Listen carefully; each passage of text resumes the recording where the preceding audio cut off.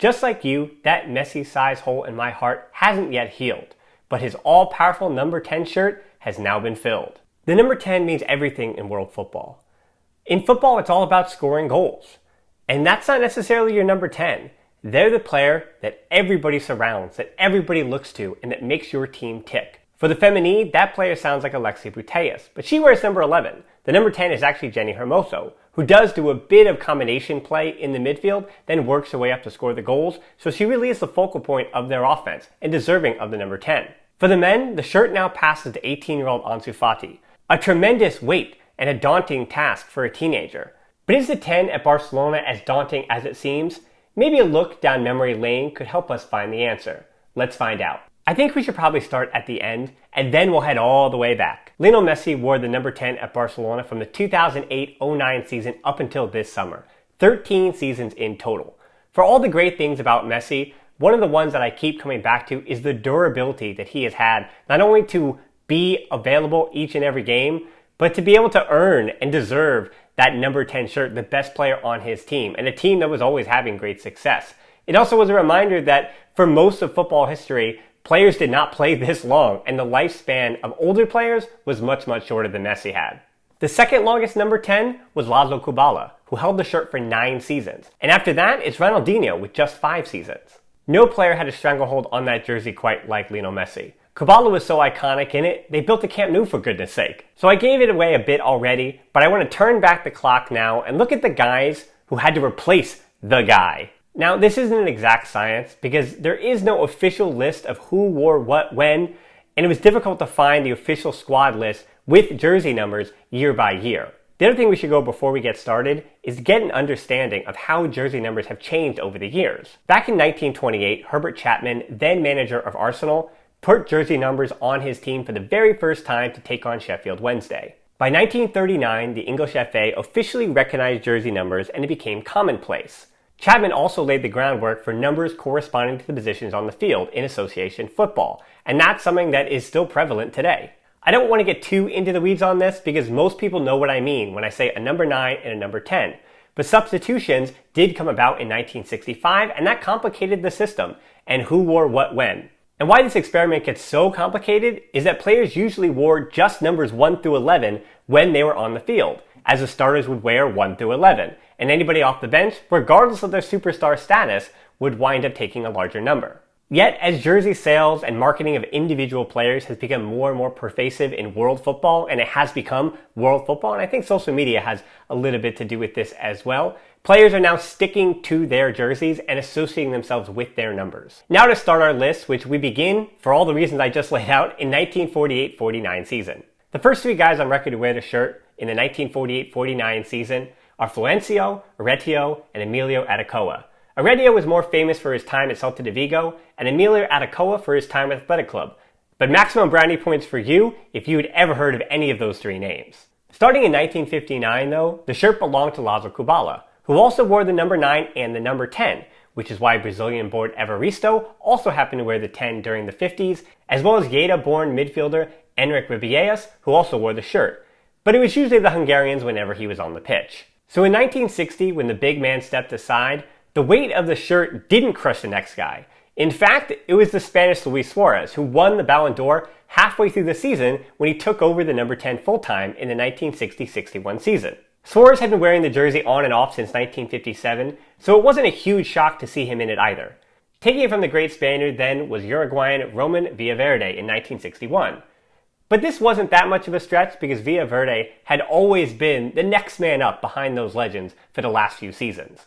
Throughout the 1960s, while Los Blancos were flying high and Barça were struggling, a few players wore the shirt, including Julio Benitez, Belgian Fernand Goyvaerts, who jumped from Barça to Madrid before it got you in too much trouble, Juan Carlos, Pareda, and Roman Alfonseda.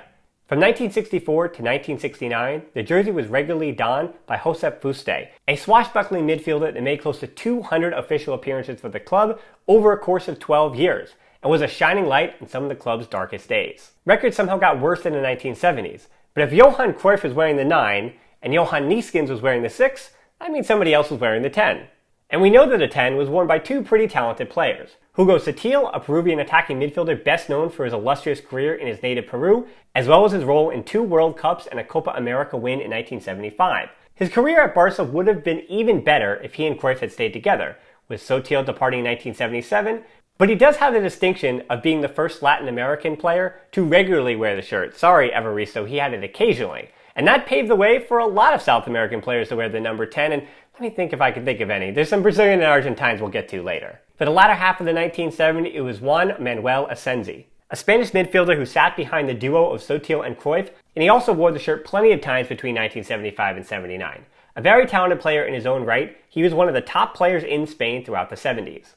And here comes the 1980s, where things get a bit more familiar as to who was wearing the shirt. Jesús Landáburu and Juan José Estella kept the shirt warm at the start of the decade, before the one and only Diego Maradona took it in 1982.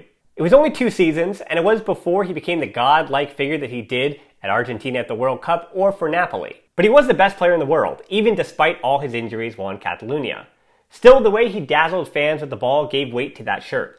That's what a number 10 is supposed to be. So when he left in 1984 and forward Steve Archibald took over, there was fear among the fan base that he wasn't going to be able to handle the weight of the jersey that was vacated by Maradona. Luckily for him, Barca won their first La Liga title in 11 years, and he played a role in recapturing that glory. Longtime Valencia, Villarreal, and Barcelona midfielder Roberto Fernández held the shirt on and off from 1986 to 1990 when required. But it was Gary Lineker, now known as a famous pundit, who was then an English goal-scoring machine, who wore the shirt in 1987-88. The 1990s, when players were finally kind of settling down and picking jerseys, well, Barca didn't do it that way, because plenty of Barca legends wore that shirt during the 1990s. And going back to the original idea of this video, maybe all those different legends wearing the shirt does take a bit of the weight and the pressure off it, because so many players have shared that responsibility. And it's not like it's been passed down from season to season. From 1990 to 2000, all of Michael Laudrup, Mikel Soler, Pep Guardiola, Richard Visqué, Guillermo Amor, Eusebio, Risto Stoichkov, Jose Marie, Romário, Luis Carreras, Angel Collar, Jorge Agi, Roger Garcia, Giovanni, and Yar Litmanen all wore the Barcelona number 10. Of that list, Culés will probably think of Romário. As Guardiola was more famous in the 3 and 4, Stoichkov usually wore 8, and you get the idea. Romário also wore the number 9 in his few seasons at Barcelona, but we probably most remember him wearing the 10. Speaking of Brazilians, Rivaldo, who was probably most famous as wearing the number 11, did have the shirt for the 2000, 2001, and the 2001-02 seasons. But again, the weight of the shirt doesn't have to support that famous player's time at the club. Juan Ramon Riquelme, the man who has become synonymous with the cliche of being the last real number 10, a player that attacks, creates with technical genius, lives in the middle of the park, but doesn't defend if his life depends on it. But that shirt had weight in 2002-03 when he wore it. Not because of what he did in the shirt, but probably what fans expected him to do in that shirt. We all know how his story at Barcelona ended. Certainly there was missed opportunities. But the number 10 shirt at Barcelona was just getting started in the new millennium. Remember when I said that jersey numbers have just begun to define players based on recent marketing and branding? We'll look no further than Barcelona's number 10 from 2003 to 2008. Who else but Ronaldinho? He was everything that the number 10 shirt could have been, at least when he was in the mood for the first few seasons. In 2008, the only one who could have taken on the mantle was the same guy that took the mantle for Argentina. Honestly, taking Maradona's 10 at Argentina was much, much more pressure than taking it at Barcelona. And I think we finally get in this video to where I wanted us to get to. For all the legends and all the players who've worn the number 10, Messi made that shirt what it is. And he did it in that stretch when the jersey number became symbiotic to a player's brand. Barca will replace the number 10. They've done it for decades, but they won't replace Messi. Like all the legends before him, he's added to the majesty of that jersey in its totality. Before we go, we've got 2 other similar situations to talk about. Carlos Tevez, when he took over the number 10 at Juventus for Alessandro Del Piero. Juve fans were not happy, to put it lightly, but he did win them over. And Arsene Wenger didn't even give somebody the chance, giving Dennis Bergkamp's number 10 to defender William Gallas, saying that no attacking player could replace Bergkamp. So why burden someone else with it right away? Slap it on a defender.